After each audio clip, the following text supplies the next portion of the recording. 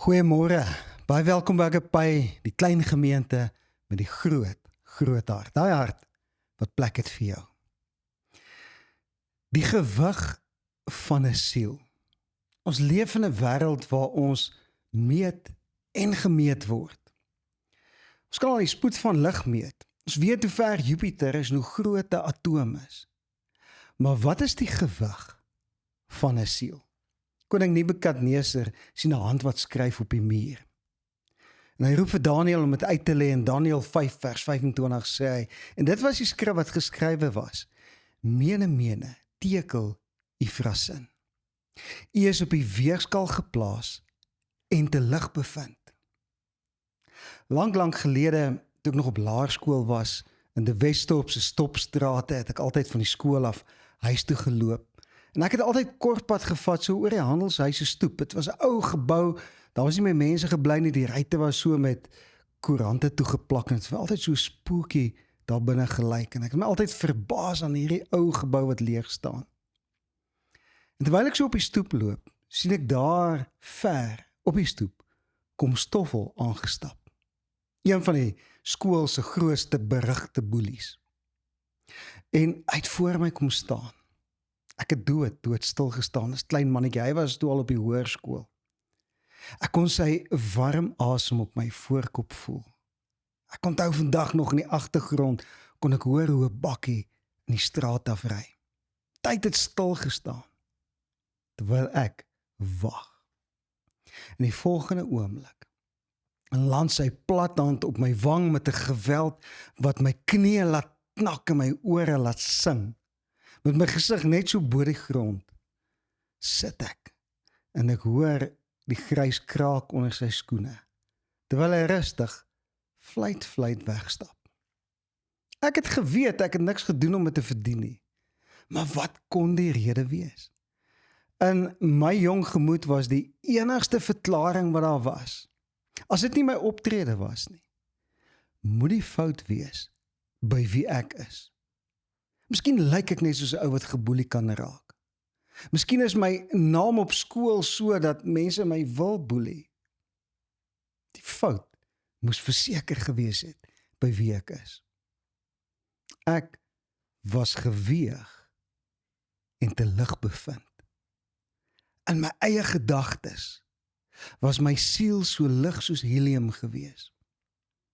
Want ons leef in 'n wêreld waar ons heeldag meet en gemeet word. Hoe anders kon ek as om myself te meet?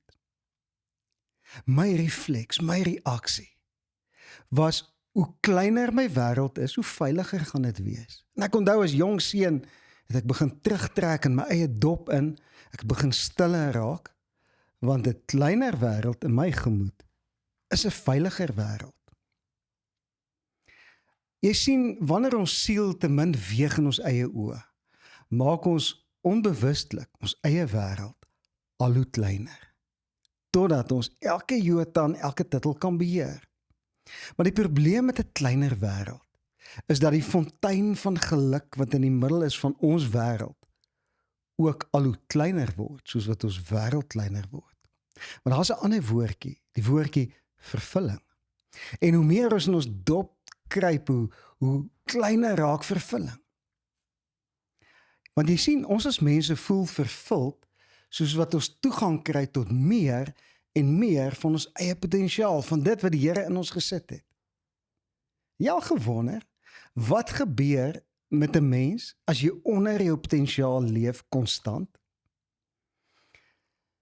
Adam en Eva maak 'n fout, en in 1 splitsekonde verander hulle verhouding met die Vader. Genesis 3 vers 9. Maar die Here God het na die mens geroep en vir hom gevra, waar is jy? Kan jy dit glo, die God wat alles weet, wat oral kan sien? Vra, waar is jy? Vir Adam en Eva. Hulle het uit die gesigsveld van die Here verdwyn. En nou sê George, maar die Here weet alles. Ek glo, soos wat die Here moes homself beperk om in te pas in ons dimensie in. Net soos dat Jesus homself beperk het om in te pas in die wêreld in die liggaam van 'n mens.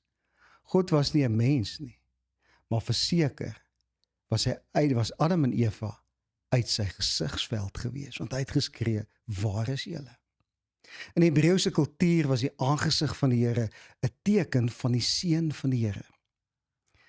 En ek wil 'n oomblik stil staan, vir jou in die oë kyk en wil vir jou vra, het stoffel jou geklap? Het die wêreld jou so geboelie, dat jou wêreld so klein geword het, dat jy die aangesig van die Here nie meer sien nie, en dat jy die seën van die Here nie meer ervaar op dit wat jy doen nie. Nou in Genesis 3 vers 10 antwoord die mens, hy sê, ek het die gehoor wandel in die tuin, en ek het bang geword, want ek was kaal, toe het ek weggekruip. Wanneer ek en jy onder ons potensiaal begin leef, en dit is 'n sad place om te wees, gebeur 'n paar goed. Ons begin om te mik vir gemak, in plaas van groei. En dit maak jou en my opsies in die lewe skielik kleiner. Ons begin my risiko's vermy, en uitdagings as gevolg van daai vrees en daai selftwyfel, wat in ons siel vassit.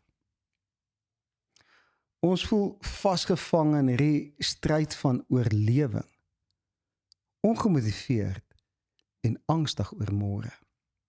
Want diep binne-in weet elkeen van ons, elke mens op aarde, weet diep binne-in, ek of jy is bedoel vir meer. Nou, wat gebeur wanneer lae verwagtinge kultuur in jou lewe word? Ek het 'n goeie vriend, hy sê altyd, jy kan maar strooi in jou lewe hê, maar wanneer jou strooi struktuur gekry het en 'n kultuur geword het, het jy probleme. Nou, wat gebeur wanneer lae verwagtinge kultuur word in jou en my? En ek wil jou nou voorstel in 'n nuwe woordjie, die woordjie spyt. Spyt skiet wortel in ons gedagtes. Ons begin al hoe meer terugkyk na ons verlede en wat ons bereik het, en ons begin meer en meer die vraag vra, wat as ek dit gedoen het? Wat as ek eerder dat gedoen het? Wat as ek 'n ander besluit geneem het? En wanneer spyt ons oorweldig, skielik verloor die wêreld sy kleur en sy geur, en ons sien nie meer kans vir môre nie. As ons aanhou op daai pad, dan groei spyt tot bitterheid, want iemand moet die skuld kry vir die drama waarin ek of jy sit. En mense wat bitter is, raak apaties en verloor hulle entoesiasme. Die woordjie entoesiasme kom van 'n Griekse woord entheos. En beteken in en theos beteken God. So entoesiasme kom van ek is in God. God is naby. Hy staan nie aan die ander kant van die tuin en hy gil, waar kruip jy weg, Adam? Want ek weet, jy's kaal en jy weeg jou siel en jy voel te lig. Ek wil vir 'n oomblik terugstaan by die woordjie genade.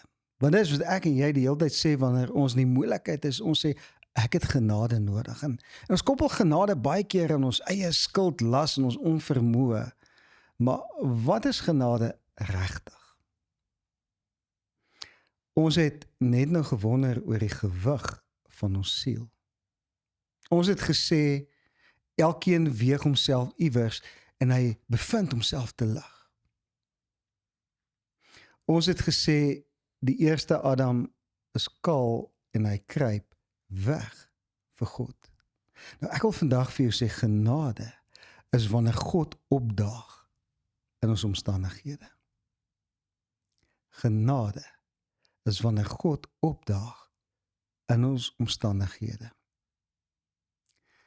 Die binne is daar in elkeen van ons 'n Adam of 'n Eva, wat kaal poedelnakend voel en ons kruip weg. En die ironie is, ons wil by die Here wees, en ons nou gesê genade is God in ons omstandighede, maar wanneer God in die tuin kom, dan vlug ons. En wanneer God in ons lewe inkom en hy sit sy voet neer op ons hart, dan is daar iets wat terugstaan en wat vlug. Toe Vader God vir Jesus aarde toe stuur, toe breek die tyd van genade aan. God in ons omstandighede. En toe daai eerste druppel bloed in die stof op Golgotha val, die oomblik, toe Jesus skouers saggies sak, en hy blaas sy laaste asem uit. Toe hy ken sy bors tref. Baie oomblik, toe raak die woorde in hierdie volgende vers waar. En die woord het vir die heel eerste keer werklikheid geword, toe Jesus met daai laaste sug sy asem uitblaas. Hoor wat sê 1 Korintiërs 5 vers 15 vers 45. So is daar ook geskrywe, die eerste mens, Adam, het 'n lewende siel geword. Die laaste Adam, 'n lewendmakende gees. Ek wil dit weer lees. So is daar geskrywe, die eerste mens, Adam, het 'n lewende siel geword. Die laaste Adam, dis Jesus, 'n lewendmakende gees. En ek en jy is die laaste Adam en Eva, want daai Jesus woon binne in ons. En ons is nie net 'n lewende siel nie, ons is 'n lewendmakende gees binne in ons. Ek en jy hoef nooit weer bekommerd te wees oor die gewig van ons siel nie. Want daar is nou 'n lewendmakende gees in ons. In Hebreëus beteken daai woord lewendmakend, beteken om nuwe lewe, energie en sterkte te gee. Voel jy vandag, ek het nuwe lewe, nuwe energie en nuwe sterkte nodig, want ek is op daai puntjie van opgee met my bediening. As jy gemeente het, opgee met jou gemeente, opgee met jou planne, vir jou besigheid, vir jou kinders, of wat ook al.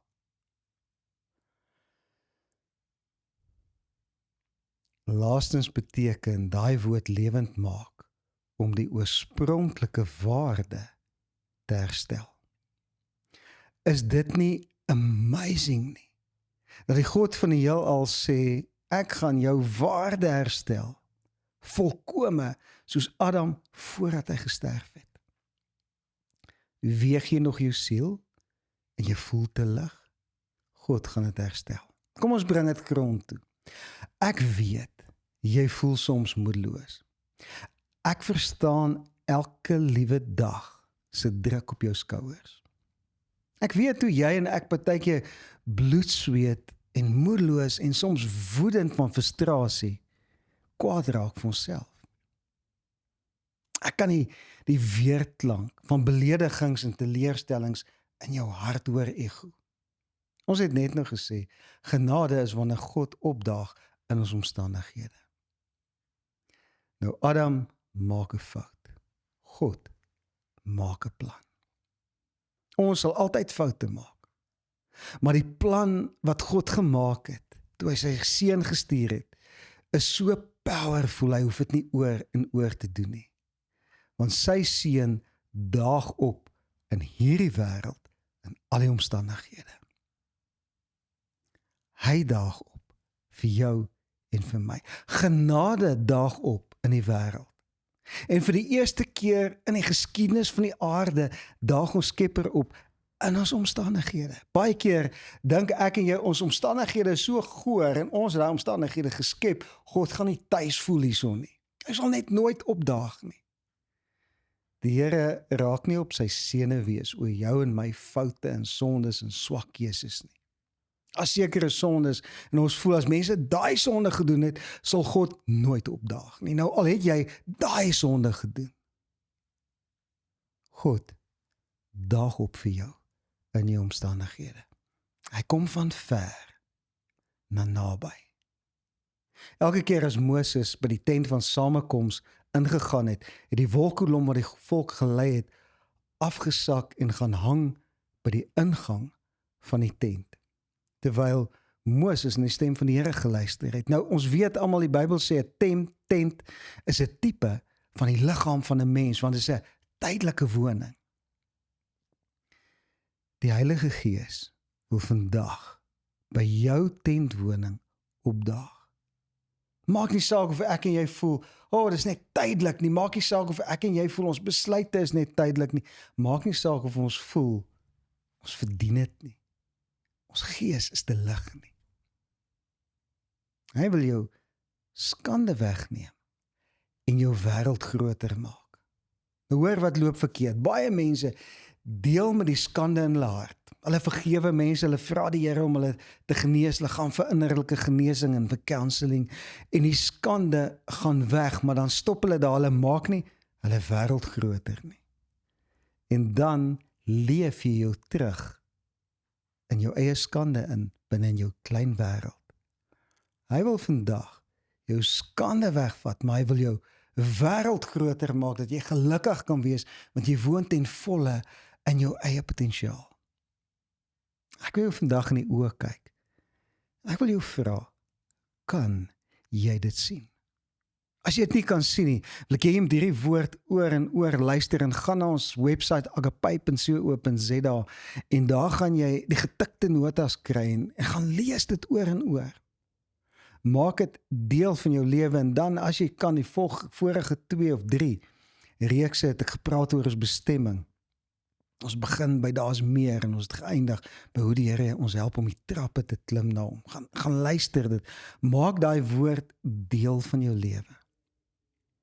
En ek wil vandag vir jou sê, ek wil vandag nie as 'n predikant vir jou sê nie, ek wil as jou vriend vir jou sê, begin om dit te sien. Begin om by die plek te kom waar jy kan sien, hy wil jou skande wegneem en jou wêreld groter maak. Ek gaan vandag vir jou bid, dat die Here vir jou net daai een ding sal doen wat jou gereed sal kry. Maar dan gaan die bol in jou eie hande val. Hy gaan jou skande wegvat. Jy gaan jou vergifnis aanvaar. Maar jy moet jou wêreld groter maak met vrymoedigheid sodat jou verwagting kan groei.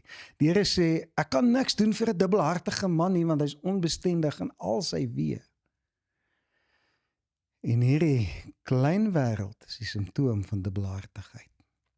Vader God wil jou vrymoedigheid en jou sterkte en jou krag vir jou teruggee, ongeag jou ouderdom, maak nie saak of jy arm of ryk, slim of dom is en of jy die mees amazingste man vir jou vrou is en of jy net droog maak die hele tyd nie, dit maak nie saak nie. Vader God wil vandag kom en hy wil sy hand op julle skouers sit. Dan 'n spesiale woord van almal wat voltyds of deeltyds in een of ander bediening is. Dit kan 'n besigheid of 'n kerk wees, dit maak nie saak nie. Jy het dalk jou bediening begin kleiner maak. Jy het saam met dit jou wêreld kleiner gemaak. Nou raak jou vervulling minder en jy kyk al hoe meer in die verlede en spyt kom maak nes in jou hart. En Vader God wil vandag vir jou sê, ek weeg jou nie en ek bevind jou nie te lig nie, want ek het 'n lewendmakende gees in jou gesit. Kom ek bid vir jou. Vader, ek wil elke persoon wat vandag na my geluister het net seën. Seën met die wete dat toe u 'n werk in ons gedoen het, het u 'n volledig werk gedoen. Dankie dat ons vandag net aan die voete kan sit. Dankie dat elkeen van ons vandag net kan weet daar is meer. Dankie dat u ons oë van ons siel en ons gees aanraak dat ons kan sien wat u wil doen. Gee ons visie vir ons terug. Gee ons energie vir ons terug, kom verkoop ons. Bring ons weer by daai plek van entoesiasme en theos in God. Gee ons daai genade om elke dag, elke oomblik, so bewus te wees van u teenwoordigheid en u gees in ons. Ons eer u daarvoor in die naam van Jesus. Amen. Gaan na agape.co.za, daar's baie ander dinge wat jou gaan ondersteun as jy wil bydra tot ons bediening, wees vry om dit te doen. Help ons om hierdie land om te keer saam met 'n klomp ander gemeentes. Help ons om by daai plek te kom waar ons elke persoon wat by ons deure en op die internet instap, sal aanraak op 'n manier waar vandag altyd beter as gister is. Gaan hierdie week in, geniet elke oomblik. Onthou, elke oomblik behoort net aan jou. Ons lewe is kort. Kom ons leef voluit en kom ons geniet dit ten volle. Mooi loop, sien jou volgende week, selfde plek, selfde tyd.